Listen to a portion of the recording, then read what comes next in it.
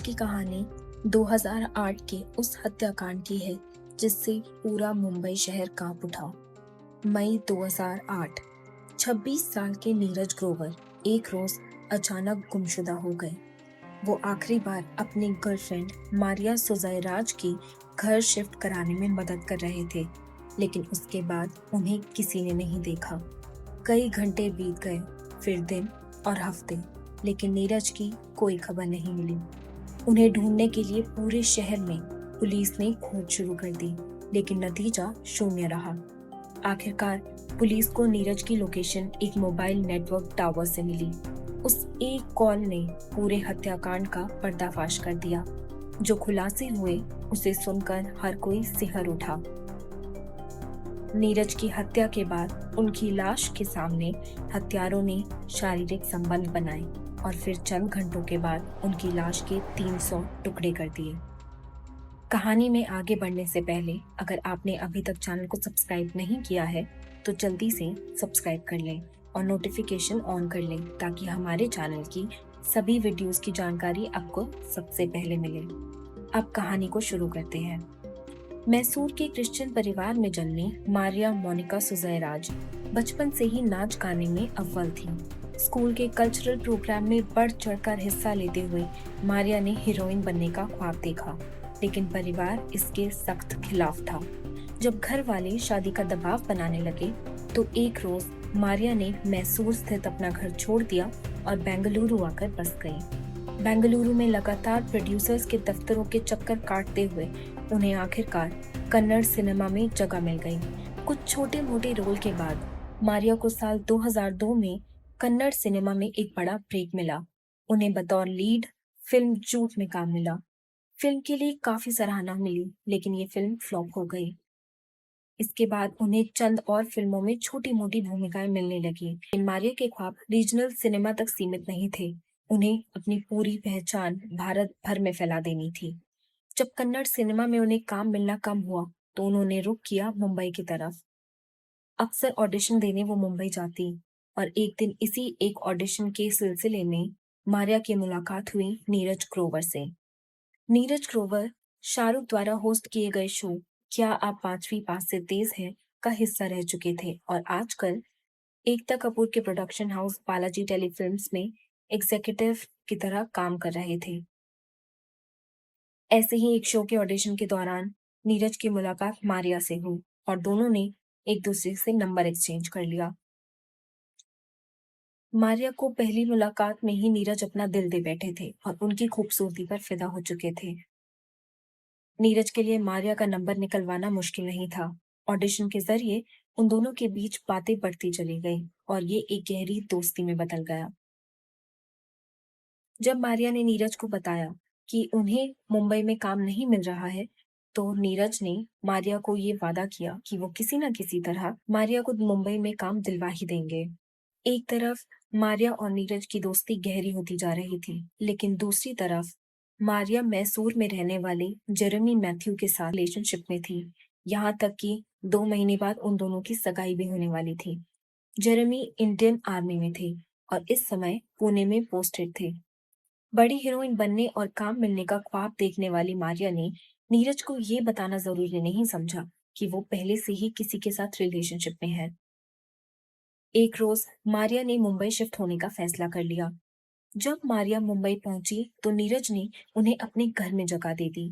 दोनों की दोस्ती को अब कई महीने बीत चुके थे, लेकिन नीरज की तरफ से मारिया को कोई काम नहीं मिला। नीरज ने अपने दोस्तों को बताया था कि मारिया की हिंदी खराब होने की वजह से उनके ऑडिशंस रिजेक्ट हो जाते हैं, मगर वो मारिया को कोई भी ठेस नहीं पहुंचाना चाहते, इसलिए अक्सर काम न मिलने के लिए उन्हें नए नए बहाने बनाकर दे देते हैं। नीरज के घर में रहते हुए मारिया की नीरज के दोस्तों से भी अच्छी दोस्ती हो गई थी और अक्सर वो नीरज के दोस्तों से पूछा करती कि कहीं नीरज उन्हें धोखा तो नहीं दे रहा।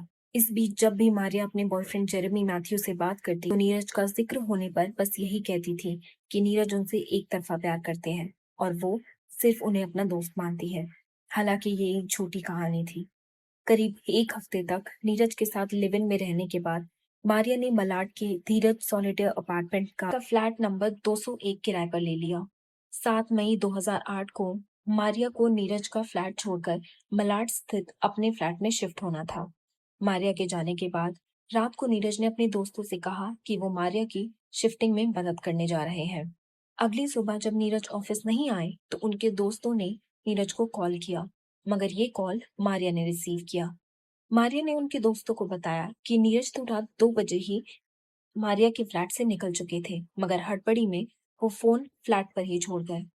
कुछ घंटे और बीते, लेकिन नीरज ने ना फ्लैट पर पहुंचकर अपना फोन वापस लिया और ना ही वो ऑफिस पहुंचे।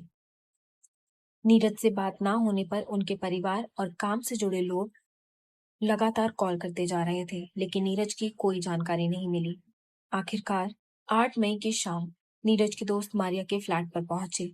जब उन्होंने मारिया से पूछा कि वो किसके साथ निकले, तो मारिया कोई जवाब नहीं दे पाई। आखिरकार सोच विचार करने के बाद मलाड पुलिस स्टेशन में शिकायत दर्ज करवाई गई। पुलिस ने मारिया से नीरज के फोन को जब्त कर तलाशी शुरू कर दी।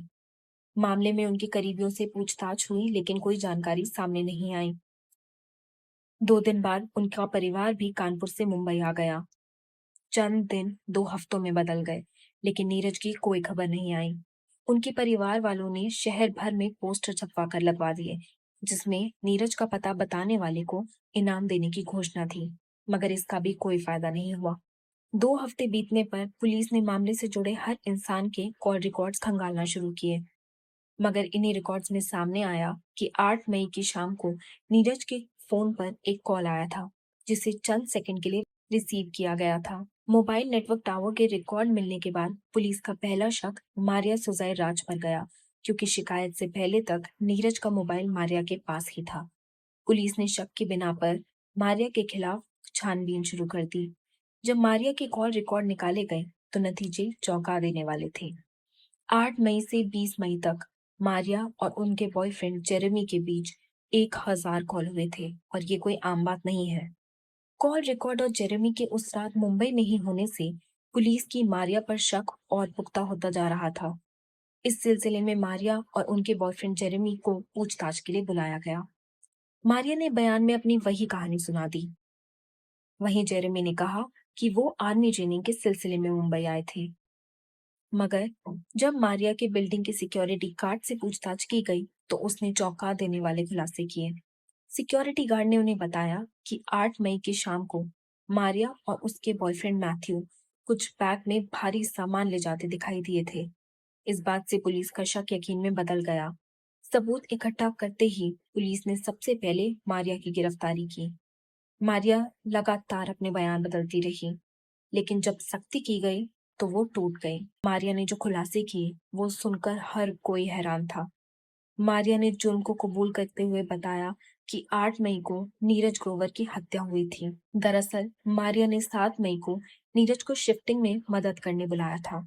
दोनों घर में क्वालिटी टाइम बिता रहे थे कि तभी मारिया के बॉयफ्रेंड जेरेमी का कॉल आया। जब जेरेमी ने कॉल पर पीछे से आ रही नीरज की आवाज सुनी तो वो भड़क गए, क्योंकि उन्हें लगता था कि नीरज के इरादे मारिया को लेकर ठीक नहीं है।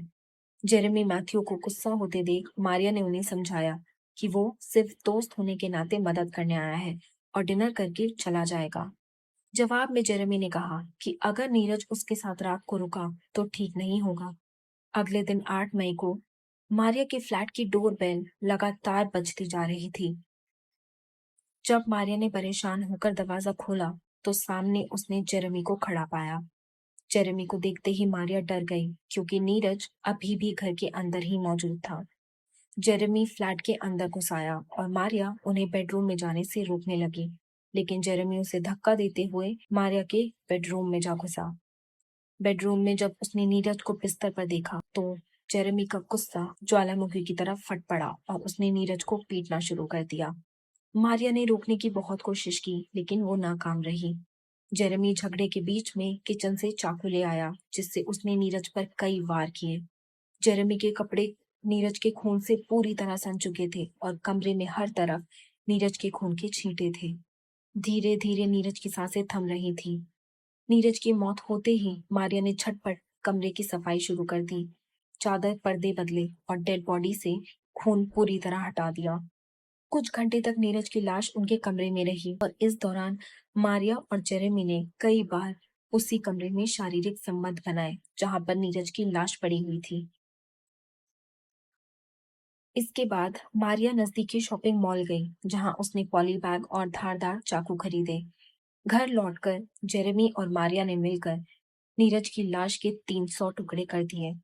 शाम करीब 4 बजे दोनों सभी टुकड़ों को लेकर पास ही के गांव की तरफ निकल पड़े और रास्ते में पेट्रोल खरीदा।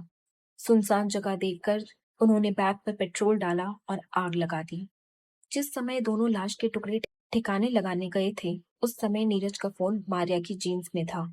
रास्ते में नीरज का जब फोन बजा, तो गलती से मारिया ने फोन निकालकर कॉल रिसीव कर ली और ये एक कॉल ही इस हत्याकांड में अहम कड़ी साबित हुई।